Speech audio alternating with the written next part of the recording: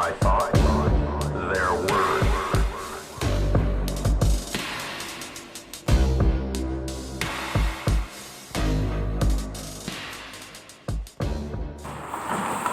Hi, I'm Jaded Dave. You may see me about on the internet, Twitter, Instagram, Facebook, YouTube. I've been a podcaster for more years than I can count. Longest running podcast I had is one I do with my wife called The Jen and Dave Show. We've been doing that since 2007, approximately. So, been doing this for a while. And I had a reoccurring idea.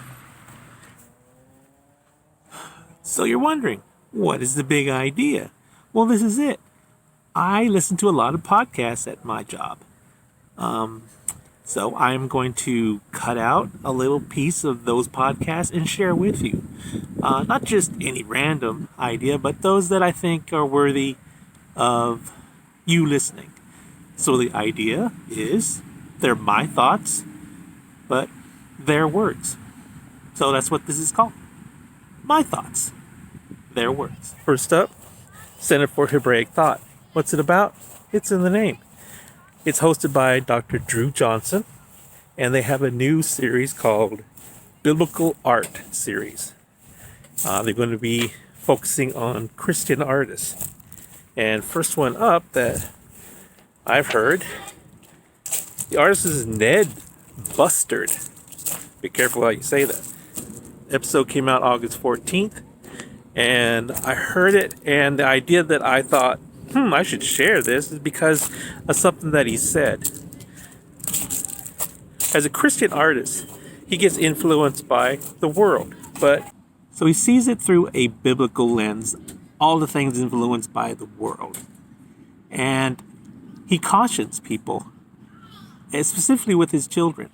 He cautions his children to be careful how they are influenced by art. That it's not, what's he say? It's not neutral. It's good, it's bad. And depending on how you yourself take that, whether you like it, you agree with it, or disagree with it, and that will affect you. Like I said, my thoughts, their words, so it's better that we have them say it. So check it out. Yeah, and I think most people don't think of art as argument until it's hyper offensive. So, you say, well, art's not really, it's not reasoning with people. And then you say, piss Christ. And they're like, oh yeah, that's an argument. Right. Well, and or the blank walls at your Protestant church. Exactly. Right. I think that again is where they're missing it. Because a lot of times if they don't realize that, or it's working on them very well, and they haven't realized that they've adopted all. I mean, that's what I always say, when I'm talking to my kids about the music they're listening to, the movies they're watching. I'm like, this is getting ideas into your head. Mm-hmm. You're accepting them because you like the art form, but you need to be aware of what you're consuming, what you're engaging with, because art is not neutral. It's going to do something. It's going to say something. You are going to either have to agree with it or disagree with it. And if you can't figure out what that is and hold it up to Scripture, you're lost. Thank you, Ned. Thank you, Drew. Second up is a podcast called View from the Bunker, hosted by Gilbert. Derek Gilbert, along with his wife Sharon, they have been podcasters since the very beginning of podcasting, so much honor goes to them. One of his oldest podcasts that's still going is called View from the Bunker, and he interviews a man called, let me check my note again, entertain yourself, Joe Jordan. He interviewed Joe Jordan before, and something that he said about alien abductions and sleep paralysis really struck a chord with me.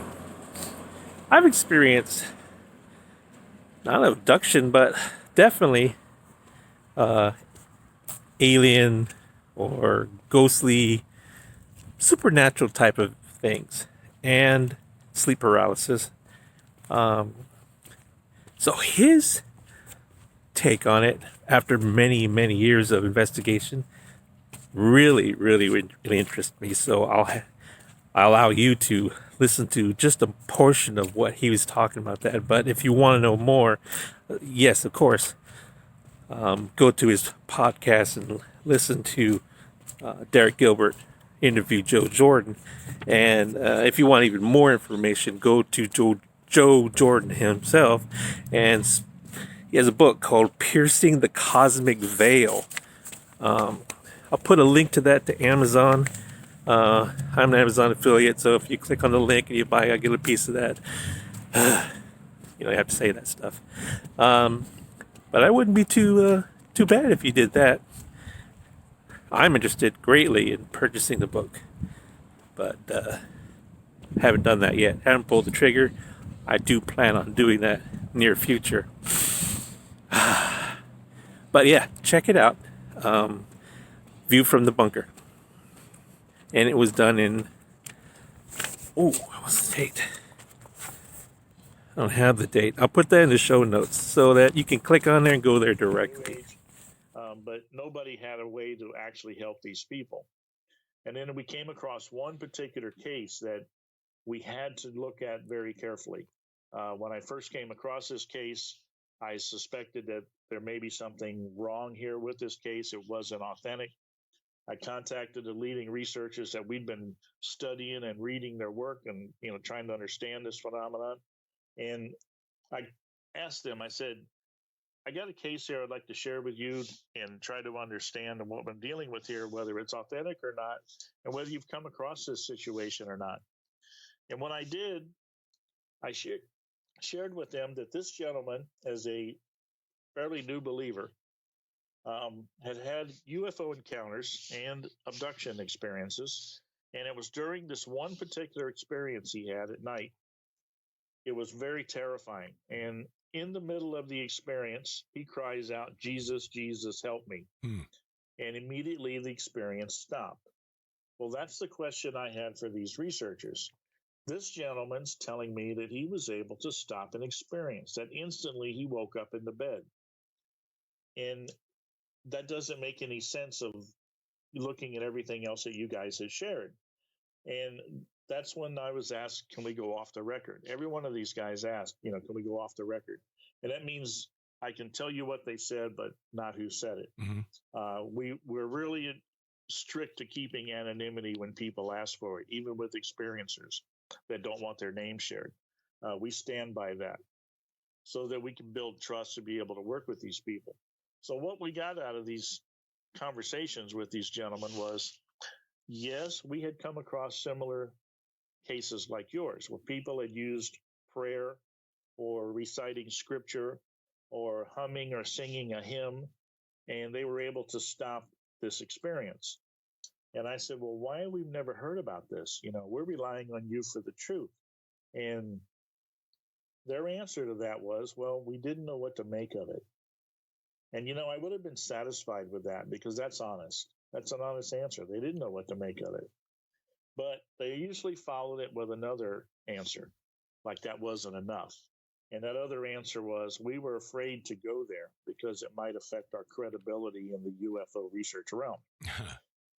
Now I realize what's happening. So we got egos are a problem. Credibility, they think, is a problem.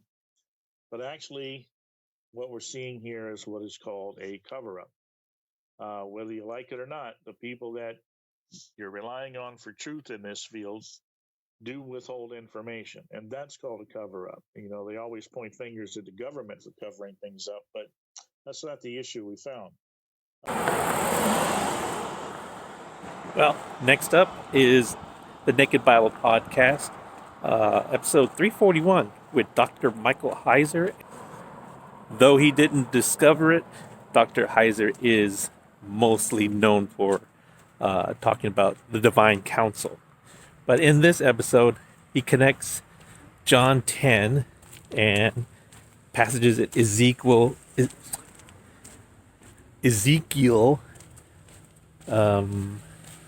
Numbers, and Deuteronomy. Just how much in the jungle, how much layered the scripture really is. I think you'll really like this. If you're not subscribed to the Naked Bible Podcast, you got to get on board with that quickly. It is probably one of my top 10 favorite podcasts. Just the depth that he goes into scripture. It can only come from someone who has a doctorate in it, really. But he lays it down for those that want to learn. It's not for the pedestrian. It's for someone who really wants to dive into it, and it's amazing stuff. Love it. Favorite. So anyone from David's line, sitting as legitimate king over the 12 tribes of Israel. You don't have that, and that's the situation you have when Jesus shows up. So Jesus is already, identifying himself as the son of David, and in John, the son of God. And now he's the shepherd of Ezekiel 34. He's the good shepherd. He's the one shepherd. He is the one shepherd, my servant David. I mean, all of these connection points are drawn on in John chapter 10. Again, this real familiar thing. And what we typically do when we hear this preached is, it's not inappropriate, to talk about how dumb sheep are and how cute sheep are, but there's just so much more going on here. I mean, this is not Jesus sort of doing a little soft shoe or a little stand-up comedy to make us chuckle at silly sheep and compare ourselves to silly sheep, even though that would be easy to do. This is a theological fist fight with the religious leadership, because they know exactly who they are in the story and in the text and in his statements and who he thinks he is. I mean, this is really ratcheting up the tension between, these two sides.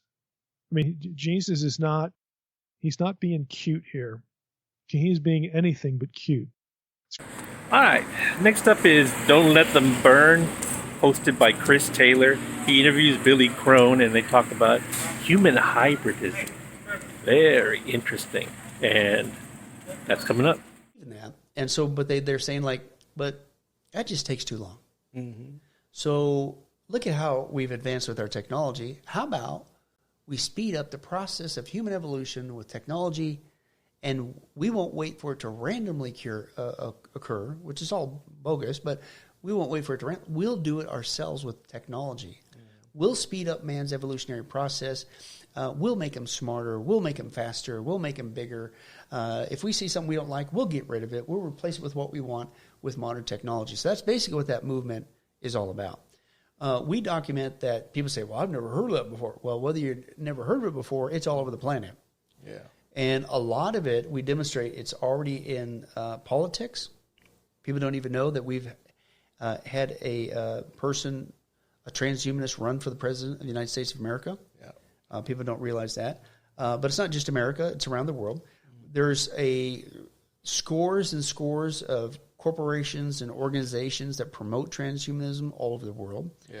A lot of them are involved in, they're either millionaires or billionaires or tech moguls who, again, don't need Jesus, don't need God. And this is their way to achieve what they believe is immortality.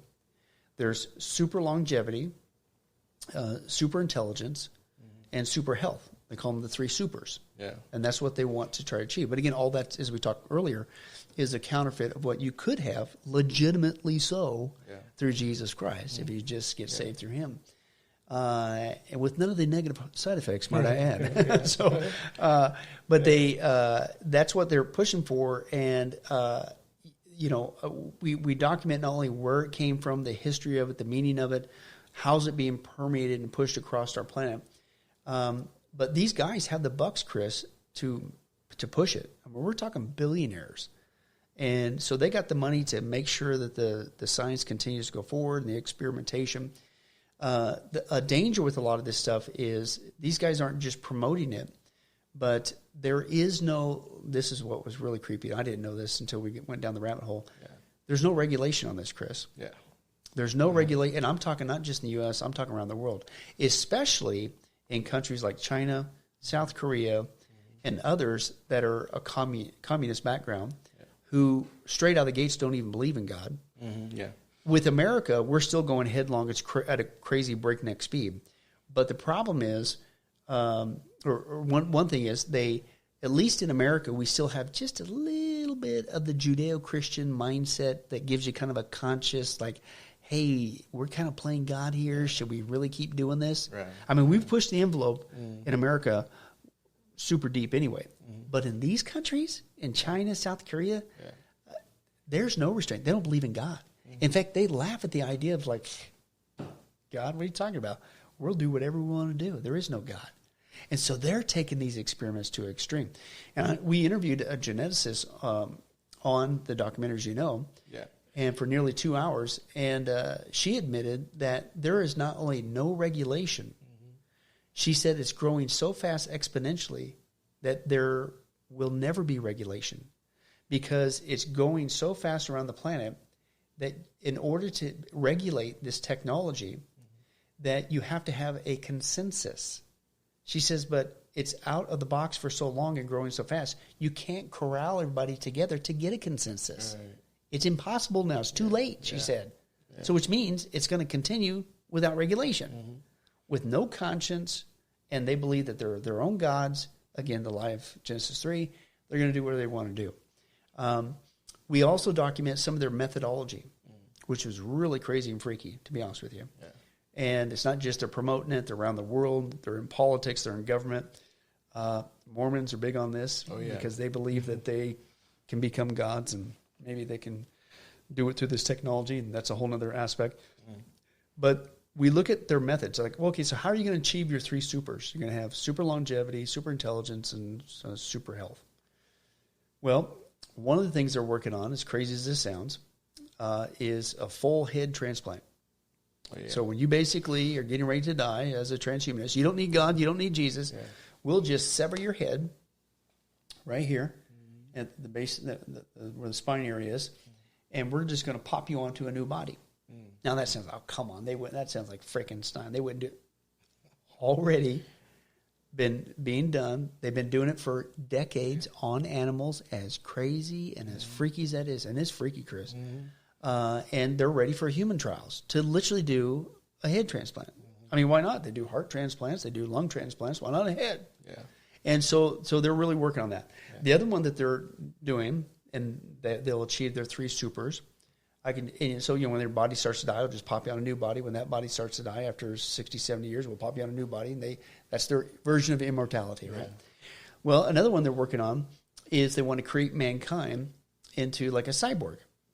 So maybe they'll take your brain, your body, whatever, and they'll pop it into more kind of like a robot or kind of a half robot, half human kind of scenario. They also are working on what I call the Johnny Depp scenario. Again, Hollywood, the movie Transcendence. Yeah. And what'd he do? Supposedly, he took his brain's contents, uploaded it into a computer, and then later that became an avatar, and they could access all the information, super intelligence in the world via the internet, whatever. Right. But eventually came back into a body to walk around on the planet. But surely that's a movie, right? As nuts as it sounds, these guys believe that they're going to be able very shortly to download the contents of the human brain into a format that they could re-upload into a computer and basically, in essence, live forever. Right. And then later put you into a cyborg scenario or into an avatar computer scenario. But that's how they get their longevity. And then they say if they're a computer scenario, like you become your own avatar, right? Then in a computer existence, you can create whatever reality you want.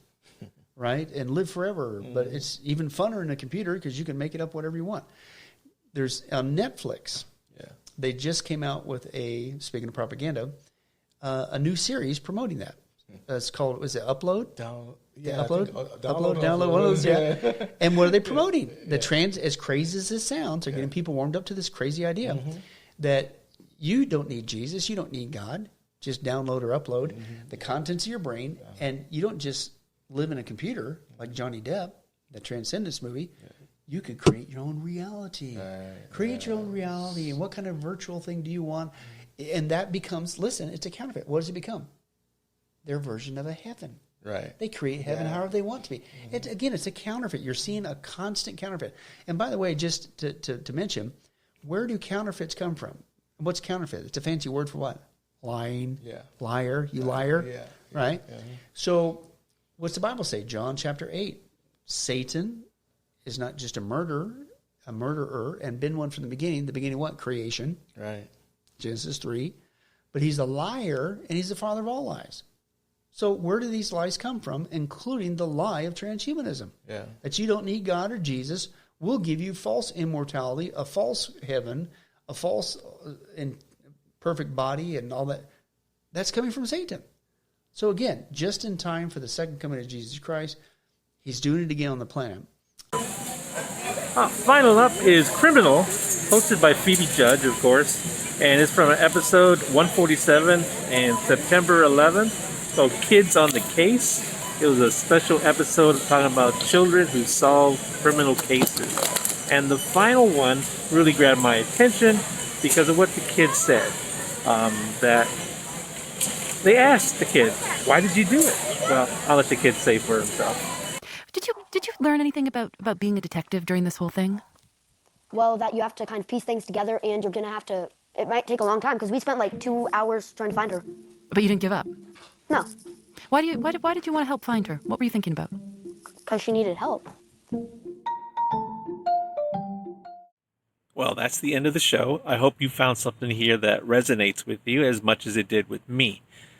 If so, please do follow them and listen to more of their podcasts. They have tons of more content. This is just a sample of what is available. So go out there and be sure to check them out. Tell them that Jada Dave sent you. If there's anything else out there in the podcast universe that you'd like me to listen to, please put a link in the show notes so I can check them out. Thank you. And until next time, bye.